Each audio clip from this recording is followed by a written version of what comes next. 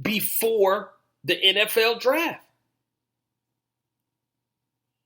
Those are two moves that you normally, if Todd Gurley is going to be your guy, you're bringing someone in. You definitely want, a quality backup. They let C.J. Anderson go, but they brought back Malcolm Brown. They signed that. They matched that offer, and then you go and draft another running back in the third round.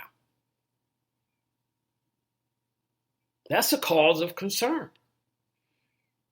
Because to me, what this is saying is that Todd may not really be able to go.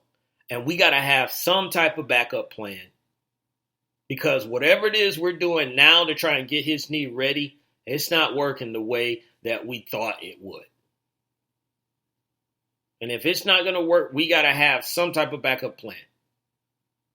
And their offense does not function the same way without Todd Gurley being effective. We saw that in the Super Bowl. Now, granted, give the Patriots, credit for the defense that they played. But Todd Gurley was not an effect on that because of the injury to his knee. But if he was healthy, fully healthy, you can't tell me he wouldn't have had an opportunity to put his footprint on that game. So the Rams, they got some serious questions that need to be answered.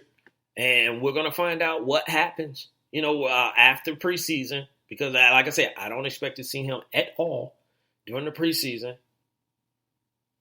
And if the first 2 weeks he come out and he has those games like he had before, 5 carries, 6 carries, under 10 carries, the Rams are in trouble. Unless these young kids that they got is going to be able to not put the team on their back, but also shoulder the brunt of what Todd Gurley would shoulder, then yeah, they might be all right. But I don't think it's going to be like that. I think they will be in trouble, and I think they will take a step back without him. You still got Cooper Kupp, who was arguably one of their best receivers coming off an ACL injury as well. So you don't expect him to be 100% back to where he once was. So Todd Gurley, I really, really hope that they fix whatever is going on with him, because I don't think no one deserves it, but I really don't think he deserves, at this point, for fighting through all the other stuff that he's fought through to get to the place that he is, to actually have an injury affect him in this way that they got to lighten his load. They should have been lightening his load anyway, but it seems like that load might be, lightened to the point where it may be a running back by committee, which is not a good thing for Todd Gurley. We're staying in the game of football, and we're going to move out from L.A. out to the Midwest, and we're talking about the Cleveland Browns. And no, I know people, what? The Cleveland Browns again? Yes, the Cleveland Browns again, but we're not talking about Odell Beckham. We're not talking about Baker Mayfield. We're not talking about anything like that, but we are talking about Duke Johnson. And Duke Johnson made some news about wanting to be traded and requesting a trade. Now, he did show up to camp, so I give him credit on that. And he still did make it known that he was wanting to be traded. And he was speaking about things about, knowing the business and if please trade me, and send me somewhere that, that I'm wanted. And the Cleveland Browns is basically saying,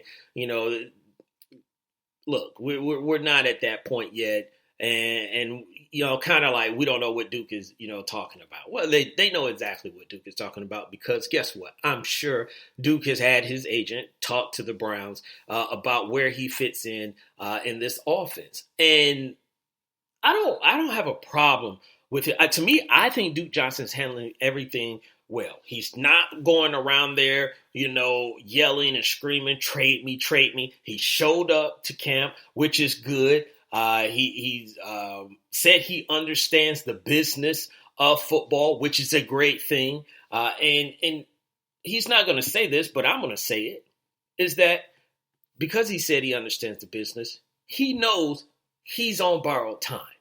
And what I mean by borrowed time is that as soon as Kareem Hunt comes back from his suspension, which he should be back. I think Kareem Hunt got 6 games, if I remember correctly, but he should be back before the trade deadline. You best believe the Browns are going to be looking at trading him. They don't want to trade him right now because they got Nick Chubb and they want to keep Duke Johnson. And they want to keep some type of nucleus for their running game until Kareem Hunt gets back. Because you can't tell me once when Kareem Hunt gets back that Duke Johnson role and the percentage of snaps that he's going to be getting is going to be same. It's going to be the same once when Kareem Hunt gets back. He knows that. He's not silly. He's not ignorant to the fact. All he's trying to do is position himself with another team that will value him more than what the Browns value him as far as keeping him there and being on the team and being a contributor to the team. And then it sets him up for his future. So I don't have a problem with him looking out for his future, but he is still part of the team. He is still being a team player. He is still showing up to practice. He is still giving, a 100% effort. So this is how you want a player, to handle themselves and act in a manner that can be respectable. Not going out and bashing the team and saying this, saying that, or pointing the finger at someone else. To me, he is doing this right. He spoke about it. Now he's going to go and work, and then we'll see what goes from there. And he said he understands at the end of the day that they have to do what's best for the team. And then what people need to respect and understand for Duke Johnson is that he needs to do what's best for Duke Johnson at that point, because they are always going to do what's best for the team. Never forget that. So I have no problem, and I applaud Duke Johnson the way that he's handling this situation. So you listen to the Wait a Minute Show with your man, Jelani J.B. Bodie. It's going down Wednesday a little bit earlier. We start the show so we can get it finished up before Game 3.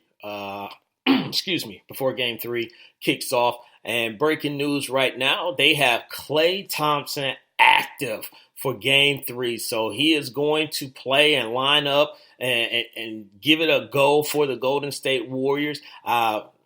We'll see, what he can give or how much he can give. I think some of this is still, a decoy, if you will, by the Warriors. I think they will let him play a little bit. I think they should, have sat him. But if he's going to play, I think they're going to, have him sit. I have him be out there as a decoy and spot-up shooter. I think he still can spot up. The real question is going to be on defense, because one thing about a hamstring, I've had a groin pull. And a groin pull is everywhere you move, you could aggravate that thing. And I think a hamstring is somewhat similar to that. So how much can he take, or how much can he bear on the defensive side if they start going after him? So Klay Thompson, ladies and gentlemen, he is playing tonight. So we'll keep an eye on that and see what happens. In the Wait a Minute Show chat room, Vince Wright asked the question, how does Paul Pierce still have a job on ESPN/ABC? Well, I'm going to tell you how he still has a job, Vince Wright. Petty PP, Paul Pierce, has a job because he has a niche right now in the game. And his niche is just saying stuff that just, what? And that's exactly how your reaction is. What? What did he say? What? Even Lopan take double takes. And when Paul Pierce, Petty PP, say stuff. So he got it on lock right now because people are just tuning in just to see what crazy stuff, that he's going to say. But the even crazier thing is he believes it. He believes it. And no one can tell him different. So that is why Paul Pierce, Petty PP, is on ESPN and ABC at this point. The NCAA was in the news for a little bit because they decided to make a change in the three-point line in Division I basketball. Now, they're going to change this also in Division II and Division III, but that will be in the following season. So Division I, they're going to the international three-point line, which is 22 feet. and 1 3/4 inches, if you will, to be exact. That's going to take effect this season, the 2019-20 season. And like I said, Division II and Division III will adapt to this rule in 2020-21 season, saying, and this is kind of weird. I didn't think it cost that much, but the potential financial impact of placing new lines on the court. So I just never really thought it was expensive to change the 3-point line or foul line, whatever lines that you got on the court, but I guess it is. I guess you got to get new pieces of the court. I don't know. But they're saying that, it's going to cost some dough. So the Division I is going to be moving over this, and then they're saying that there was 3 reasons why, and this is from the Score app, that Whale Sagir, and I hope I'm saying that right, was posting about and saying that the 3 reasons that they're doing this is, 1, the association hope to open up the lane for dribble and drive plays from the perimeter, slow the growing of 3-point shooting, and assist in offensive spacing and increasing the area that defenders have to cover. These are the words from them. Now, the slowing of the 3-point shooting, that's not going to stop. Steph Curry gave people the green light to pull up when you get past half court. So pushing back a 3-point line is not going to stop kids from shooting that shot. They were shooting beyond the 3-point line to begin with. So at this point, they're just probably going to feel even more confident because it is a 3-point line. And they'll probably start shooting beyond that as well. So I don't think that's going to do anything for it. But one interesting thing also that they said, and this has nothing to do with the 3-point line, but this is just more of the clock. They are talking about the shot clock. If you get an offensive rebound, instead of you getting a full 30 seconds again, you're going to have 20 seconds. And I think this is a good move because I think what the NCAA is trying to do, they're trying to speed up this offensive game, if you will. They're trying to speed up the pace. They're trying to put more points on the board. And if you get in a rebound, then you completely starts to reset again and use the full 25, 26, 27, almost 30 seconds on the clock. That can get a little bit boring. So with the 3-point line, they're moving it out, making it a little bit more of a challenge, I guess, if you will, for the players. And we'll see how it does. I don't think it's going to be that big of a difference because, like I said, they were pulling up from before. Now, they did say they expected to open up and be more for dribble driving and all that stuff. But to me, this is just something that the NCAA is trying to put out there to continue to make themselves relevant, to try and make themselves something that everyone wants to watch, especially when the NBA is talking about letting these kids come straight out of high school and go to the pros. Or if you got a kid that wants to go overseas and play for 1 year and then go to the pros. So they are trying to keep themselves relevant at the end of the day is what I feel about this. But 3-point line has moved back and the kids are probably going to love it.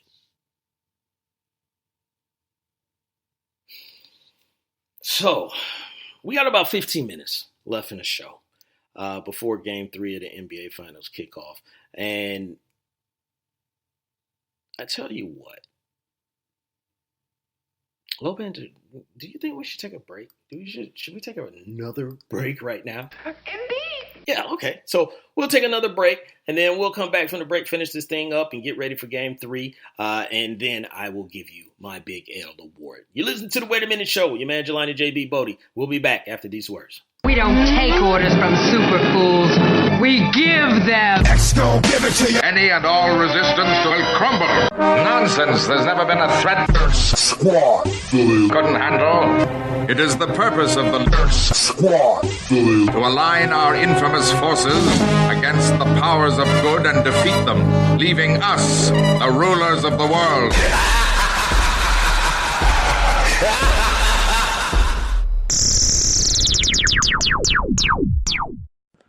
We all hate when we have unexpected car problems.